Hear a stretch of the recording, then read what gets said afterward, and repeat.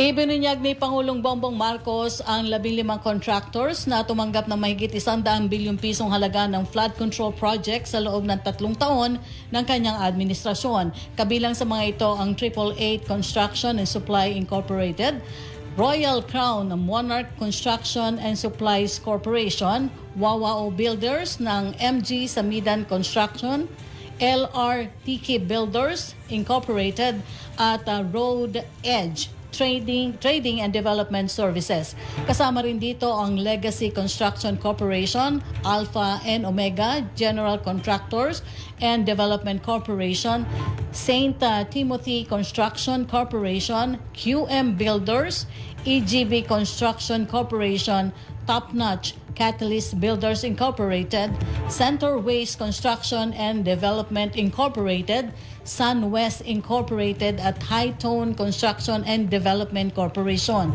Pinangalanan man ito ng Pangulo, nilinaw niyang hindi ibig sabihin ito ay inaakusahan na niya ang mga kontraktor na nabanggit. 5 sa firms na ito tulad ng St. Timothy, EGB, Road Edge, Legacy, Alpha and Omega ang nagkaroon ng proyekto sa halos lahat ng rehiyon sa buong bansa.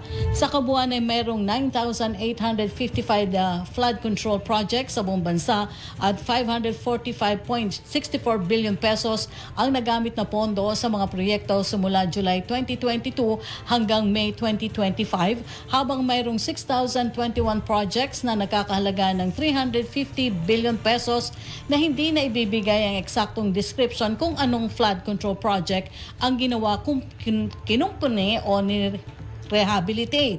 Sinabi ng Pangulo na natuklasan din sa pagsisiyasat na mas maraming lugar sa bansa na hindi masyadong binabaha ay maraming flood control projects kumpara sa mga lugar na malimit tamaan ng malalang pagbaha.